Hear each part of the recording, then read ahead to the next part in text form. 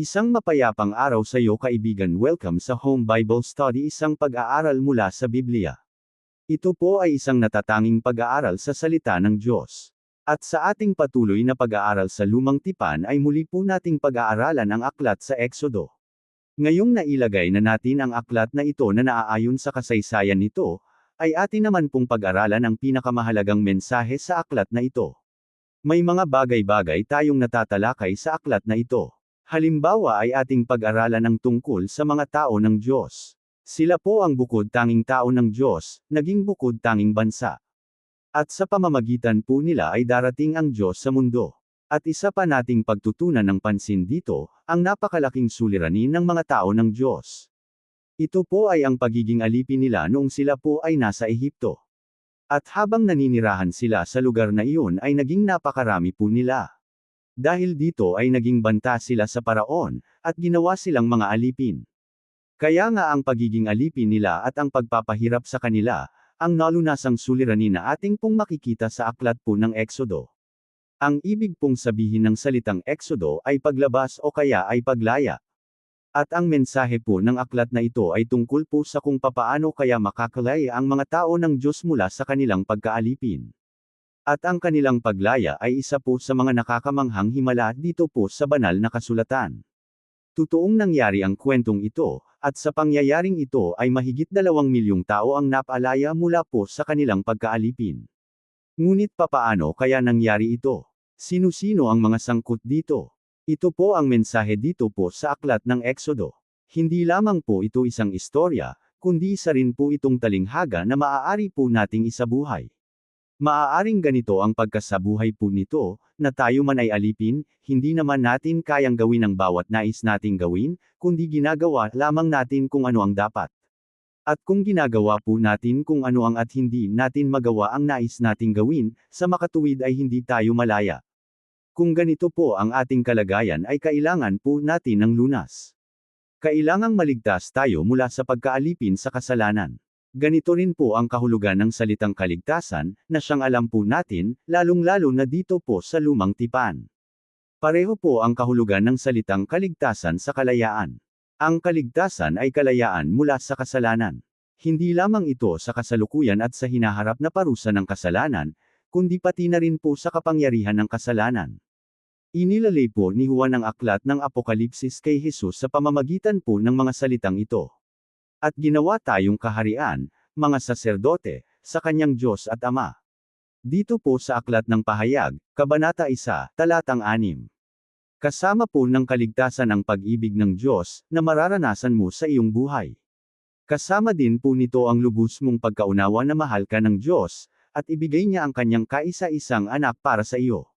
At kapag naunawaan mo na ng lubos ang pag-ibig ng Diyos para sa iyong kaligtasan, ay hindi ka lamang naligtas mula sa iyong mga kasalanan, kundi makakawala ka pa mula sa pagkaalipin sa kasalanan. At kung isabuhay po natin ang mensahe dito po sa aklat ng Exodo, ito po ay tungkol sa pagkakaligtas mula sa kapangyarihan ng kasalanan. Ang pangatlong bagay naman po na ating pagtutunan ng pansin dito po sa aklat ng Exodo, ay ang tinatawag po nating propeta. Ang aklat po ng Exodo ay hindi lamang kwento ng mga tao at tungkol sa kanilang mga suliranin, kundi kwento rin po ito tungkol sa mga propeta. Ito po ay tungkol kay Propeta Moses, dahil dito ay dinala ng Diyos si Moses, doon po sa disyerto para matuto siya. At sa loob po ng 40 taon ay itinuro sa kanya ang tungkol sa pagkakagipit ng mga tao ng Diyos at kung papaano sila maliligtas. At sa pagtatapos po ng 40 taong ito, ay may isang kamangha-manghang karanasang si Moses. Isang araw nasa disyerto siya, ay may nakita siyang nasusunog na kahoy. Ordinaryong pangyayari ito sa disyerto, pangkaraniwan na po ito sa loob ng 5 segundo ay matutupok ang nasusunog na kahoy. Ngunit sa pangyayaring ito ay hindi po natutupok ang nasusunog na kahoy. Dahil dito ay nagtaka po si Moses at pinagmasdan niya ito na maigi. Sinasabi po sa Exodus Kabanata 3, talatang 1 hanggang sa 12 ganito. Basahin ko po at pakinggan ninyo. Noon ay inalagaan ni Moses ang kawan ni Jethro na kanyang biyenan na paring Midian. Kanyang pinatnubayan ang kawan sa kabila ng ilang at narating sa bundok ng Diyos sa Horeb. Ang anghel ng Panginoon ay nagpakita sa kanya sa isang ninggas ng apoy na mula sa gitna ng isang mababaw na punong kahoy. Siya ay nagmasid at ang punong kahoy ay nagliliyab, ngunit ito'y hindi nasusunog. Sinabi ni Moses, "Ako'y pupunta sa kabila at titingnan ko itong dakilang panooring ito, kung bakit ang punong kahoy ay hindi nasusunog." Nang makita ng Panginoon na siya ay pumunta sa kabila upang tumingin, ay tinawag siya ng Diyos mula sa gitna ng mababaw na punong kahoy, "Moses, Moses." Sumagot siya, "Narito ako." Ganiyang sinabi, "Huwag kang lumapit dito. Habarin mo ang iyong sandalya sa iyong mga paa, sapagkat ang dakong iyong kinatatayuan ay banal na lupa." Sinabi pa niya, "Ako ang Diyos ng iyong ama, ang Diyos ni Abraham, ang Diyos ni Isaac, ang Diyos ni Jacob." Si Moses ay nagtakip ng kanyang mukha sapagkat siya'y natakot na tumingin sa Diyos. Sinabi ng Panginoon, "Aking nakita ang paghihirap ng aking bayan na nasa Ehipto at aking narinig ang kanilang daing dahil sa mga umapi sa kanila. Talagang nalalaman ko ang kanilang pagdurusa. Ako'y bumaba upang iligtas sila. Ako'y bumaba upang iligtas sila mula sa kamay ng mga Ehiptyo at upang silang dalhin sa isang mabuting lupain at malawak, mula sa lupaing iyon, sa isang lupaing dinadaluyan ng gatas at pulot.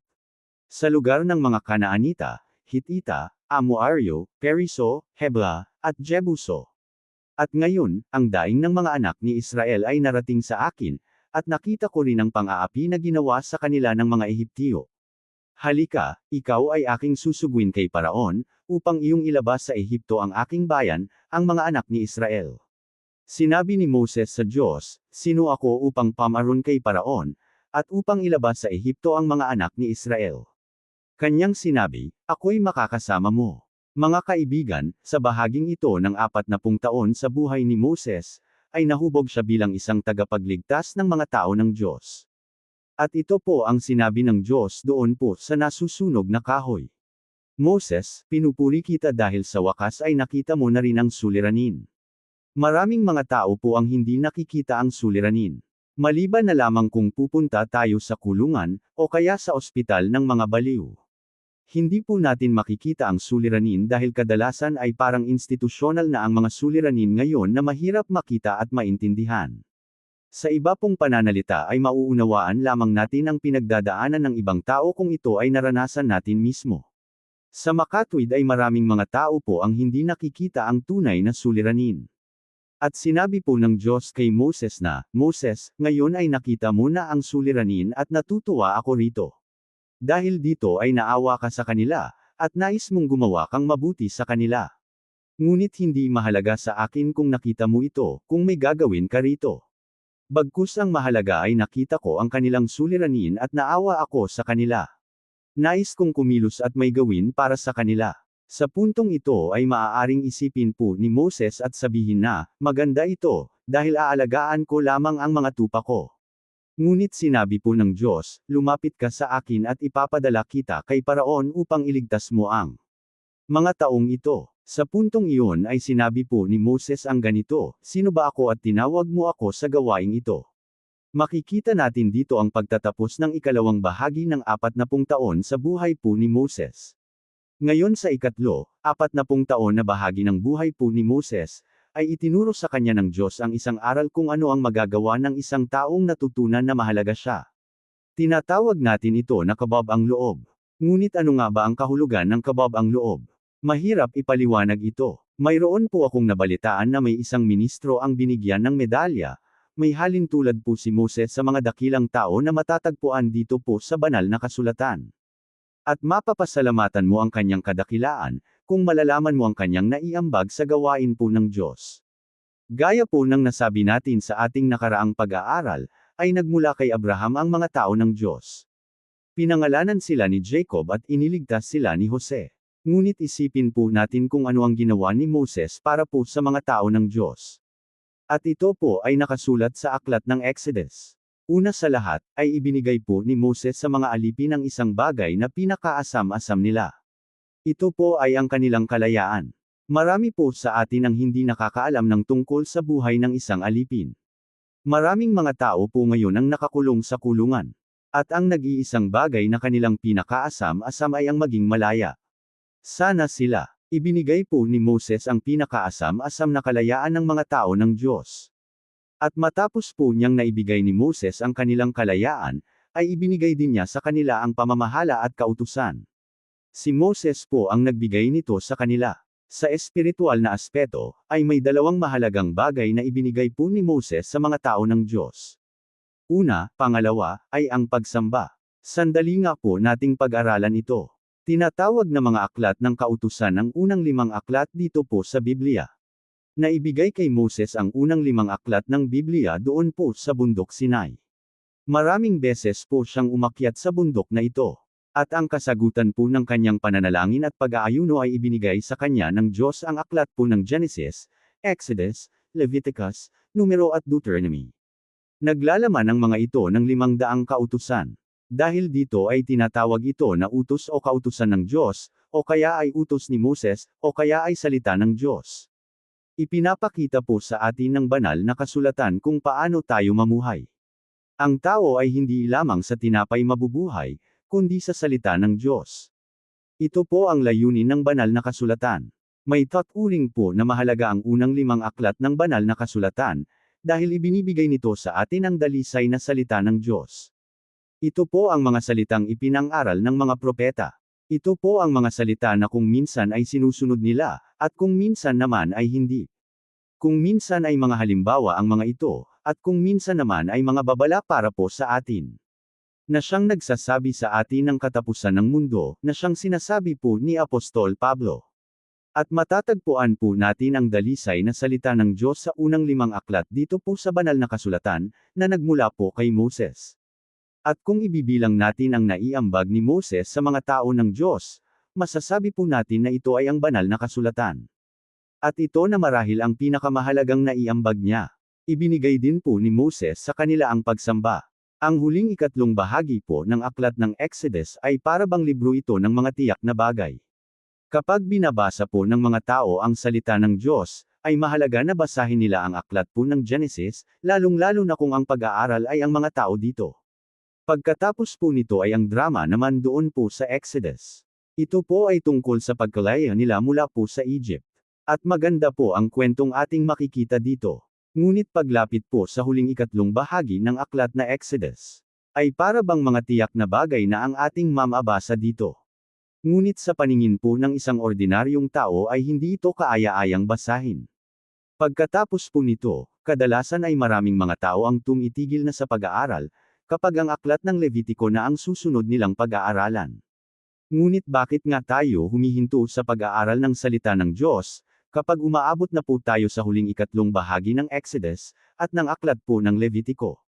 Ito po ay dahil hindi natin marahil nauunawaan na ibinigay ng Diyos kay Moses ang paghahayag noong ibinigay niya ang dalisay na salita niya. Nais po ng Diyos na ipakita kay Moses kung paano lalapit ang isang makasalanang tao sa Diyos na banal. Kung paano lalapit para sa kaligtasan, para sa gabay, at pakikipag-usap. Sa huling 3 bahagi po ng aklat ng Exodus, ay ipinapakita ng Diyos kung paano siya sasambahin. Nais po ng Diyos na makilala niya tayo, at nais din niya na makilala natin siya. Inaanyayahan niya tayo na lumapit sa Kanya upang makipagrelasyon at sambahin siya. Kailangan na mabigyan po tayo ng gabay sa pagsamba, dahil hindi po natin alam kung paano ang sumamba sa Kanya. Lumapit po ang mga apostol kay Jesus, nung kanyang kongregasyon dahil sa kanyang kababang loob. Ngunit di nagtagal ay binawi din sa kanya ito ng kanyang kongregasyon dahil palagi niya itong nasuot, maski saan man siya pumunta. Sa palagay ko ay nais ng Diyos na matutunan ni Moises ang kababang loob upang karapat-dapat siyang maging tagapagligtas ng kanyang mga tao. Sa ibang pagkakakilanlan nito ay upang maging tagapagligtas si Moises ng mga tao ng Diyos mula sa Ehipto at sa kamay ng Faraon, ay kailangan ituro kanya ang kanyang Diyos na wala siyang kwentang tao. At nung natutunan na ito ni Moises ay isa pa lamang, ni natutunan, na mahalaga pala siyang tao. Naisip mo na ba kung bakit naitanong ni Moises ang tanong na, sino ba ako? Pag-aralan natin ito ng sandali. Sino ba si Moises? Kung magpapadala ka ng taong magliligtas sa mga tao ng Diyos, ay ipapadala mo kaya si Moises? Una po sa lahat, ay isa siyang mamamatay tao. Ipapada mo ba ang isang mamamatay tao pabalik ng Ehipto? Nakakatuwa na ang 3 magigiting at dakilang tao na ipinadala ng Diyos ay pawang mamamatay tao. Sila po ay sina Pablo, David, at Moises. Ngunit ginamit sila ng Diyos. Kung ikaw ang nasa kalagayan ng Diyos, pipili ka kaya ng isang mamamatay tao. Ngayon ay maliwanag na isa siyang Hebreo, si Moises. Mababasa po natin sa aklat ng Genesis na walang pakialam ang mga taga-Ehipto sa mga taga-Hebreo. Matagal nang nangyayari ang diskriminasyong ito. Hindi po nakikisabayan na kumain ang mga Ehipsyo sa mga Hebreo. Ngayon ay ipapadala mo ba ang isang Hebreo? At sinasabi din po sa aklat ng Genesis na ang isa pang bagay na kinamumuhian ng mga taga-Ehipto ay ang pastol. Galit sila dito dahil nag-aalaga sila ng mga bata na siyang sinasamba ng mga taga-Ehipto. Sa mga taga-Ehipto, ang bata ay isang sagradong hayop, kaya kinamumuhian nila ang mga tupa at mga pastol. Kaya sinabi po ng Diyos kay Moises na, "Ano ang nasa kamay mo?" Sagot po ni Moises na tungkol sa pastol. At sinabi po ng Diyos kay Moises na gamitin mo iyan sa harapan ni Faraon. Dahil dito ay magagalit siya ng husto. Ngunit ipaalam mo sa kanya na isa kang pastol.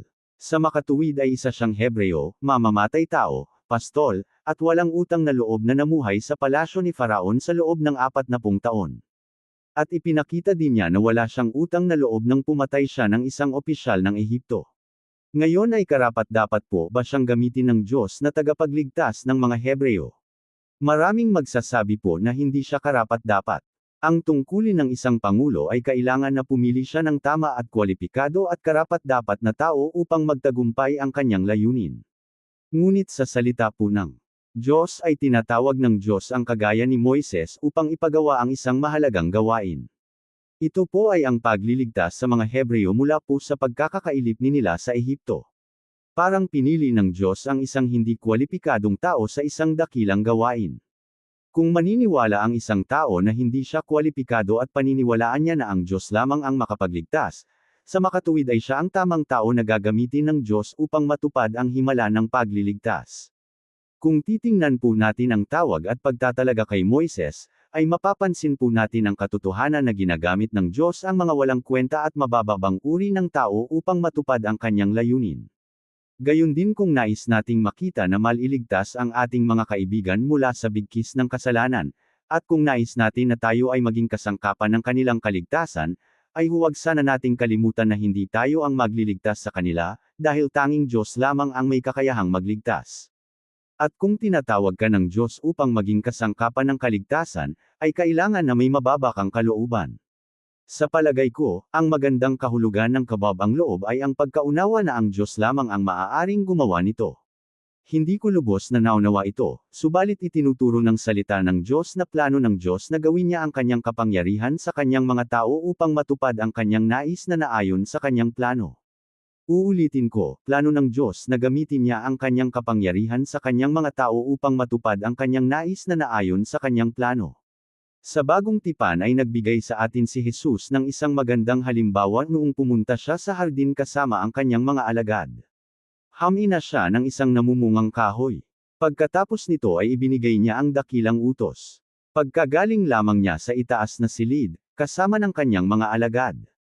Sa itaas na silid ay sinabi niya sa kanyang mga alagad na plano ng Diyos na gamitin, sabi na Biblia, "Panginoon, turuan mo kaming manalangin."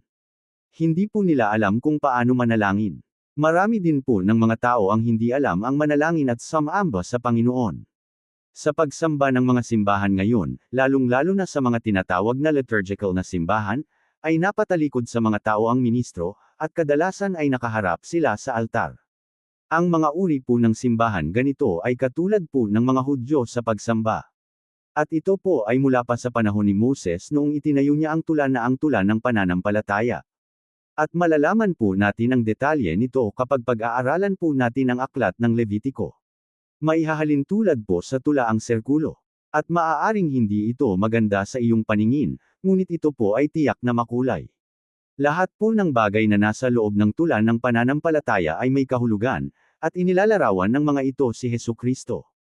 Malalaman po natin ito kapag pinag-aralan na po natin ang tungkol sa tulan ng pananampalataya. Lahat po ng mga ito ay nagpapakita kung gaano kalaki ang naiambag ni Moses sa mga tao ng Diyos. Ibinigay niya sa atin ang Bibliyang nasusulatan, ipinakita niya sa atin kung paano tayo mamuhay, ibinigay din niya sa atin ang pagsamba at ipinakita kung paano sumamba. Sa makatuwid, ay malaki po ang nagawa niya. Nais ko pong sa ganito natin unawain ang buhay po ni Moses. Ang suliranin po dito sa aklat ng Exodo ay ang suliranin ng pagkaalipin. At ang pagkalayo po ang siyang naging bunga nito. Ngunit papaano kaya maliligtas ang mga taong ito mula sa pagkaalipin nila sa Ehipto? Kailangan nila ng tagapagligtas. Tinawag ng Diyos si Moses na siyang magliligtas sa mga Hudyo. Kung pag-aaralan po ninyo ang buhay ni Moses bilang tagapagligtas ng mga tao ng Diyos dito sa aklat ng Exodo, at ito po ay magiging kawili-wili para sa inyo. Kung ito ay sa buhay po nito, na gaya ng aklat ng Exodo bilang halimbawa ng pagkakapangkaligtas, ang buhay ni Moses ay isang napakagandang halimbawa kung paano maging isang tagapagligtas. Ang pagkakapangkaligtas mula sa kapangyarihan ng kasalanan ay isang matamang-tamang karanasan sa iyong buhay. Ang pangalawang dakilang karanasan sa buhay ay ang maging instrumento ng pagkakapangkaligtas ng isang tao. Ipinakita po sa aklat ng Exodo ang kaligtasang ito. Ipinakita ni Moses ang mga bagay na dapat katangian ng isang tagapagligtas. Sa ganitong paraan ko tinitingnan at iniuunawa ang buhay po ni Moses. Sinabi po ni D.L. Moody na nabuhay si Moses ng 120 taon, at nahati po ito sa 4 na bahagi, at ang bawat bahagi ay naglalaman ng 40 taon. At sa bawat bahagi nito ay may leksyon na itinuro sa kanya ng Diyos. Sa unang 40 taon ay itinuro sa kanya ng Diyos na siya ay walang kwentang tao, 40 taon ang ginugol ng Diyos upang matutunan ito ni Moses. Sa pamamagitan po ng mga hindi pangkaraniwang pangyayari sa buhay ni Moses, ay lumaki siya sa palasyo ni Paraon.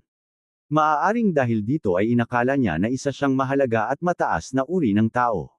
Ngunit sa loob po ng 40 taon ay naniwala siya sa Diyos na siya ay walang kwentang tao. At ayon nga po kay D.L. Moody, kailangan na matutunan ito ni Moses bago siya maging tagapagligtas.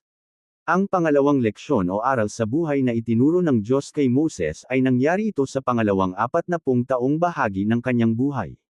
Itinuro sa kanya ng Diyos na mahalaga siyang tao dahil pinili siya ng Diyos. At pagkatapos po ng bahagi ng buhay nito ni Moses, ay nakita niya ang paghihirap ng mga aliping Hebreo, at dito niya nalaman na kauri niya ang mga taong ito. At sinasabi po na naawa at nahabag siya sa mga taong ito at naramdaman din niya ang kanilang paghihirap. Sinabi po ni Charles Colson, presidente po ng ministeryo na nagmimiyut sa mga kulungan sa Amerika, na alam niya ang pakiramdam ng isang preso o bilanggo dahil narasahan din niya ang pagiging bilanggo. Dahil sa pagkakalulong niya ay nagkaroon siya ng awa at habag sa mga preso. Ganito rin po ang nangyari kay Moses. Maaaring sa una ay wala siyang naramdamang awa sa mga Hebreo, hanggang sa nalaman niya na isa rin pala siyang Hebreo. At napakalaki ng epekto nito sa kanya. Nang makita niya ang paghihirap ng kanyang kapwa Hebreo ay nakapatay siya ng isang opisyal ng Ehipto. At ito po ang katapusan ng una niyang 40 taong bahagi. At parang sinabi ng Diyos sa kanya na, Moses, hindi ito ang tamang paraan para mailigtas mo sila. Dahil sa iyong ginawa ay isa ka ng kriminal, ang Diyos ay gumamit ng kanyang kapangyarihan sa kanyang mga tao upang matupad ang kanyang kalooban na naaayon sa kanyang plano. Sinabi rin po niya sa kanila na namamamangha kayo sa aking mga ginawa, at nasabi ko na. Ngunit sinasabi ko sa inyo na ang aking gawain at mga salita ay bunga ng umaapaw na relasyon ko sa Diyos. Sapagkat ako at ang Ama ay iisa. Nagagawa ko ang mga bagay-bagay at nasasabi ko ang mga nabibitinan kong mga salita dahil ako at ang Diyos Ama ay iisa. Idinagdag pa niya, iiwan ko kayo upang pumarito ang banal na Espiritu, at kung makikasama kayo sa banal na Espiritu kagaya ng pakikasama ko sa Diyos Ama ay magagawa rin ninyo ang aking ginagawa at masasabi rin ninyo ang aking mga sinasabi. Sa kabuuan po ng sinabi ni Jesus sa mga tao ito, na nagsasabing, sa pamamagitan ko ay natupad ang gawain ng Diyos at naihayag ang kanyang salita dahil kami ay iisa. Kung makikasama kayo sa banal na Espiritu ay sa pamamagitan ninyo matutupad ang aking mga gawain at maihayag ang salita ng Diyos. Pagkatapos niyang ituro ito, mga kaibigan ay kumuha siya ng isang kahoy na may maraming bunga at sinabi niya, ganito ito. Nakikita ninyo ba kung paano nakikisama ang mga sanga sa kahoy? Ito ang dahilan kung bakit marami itong bunga.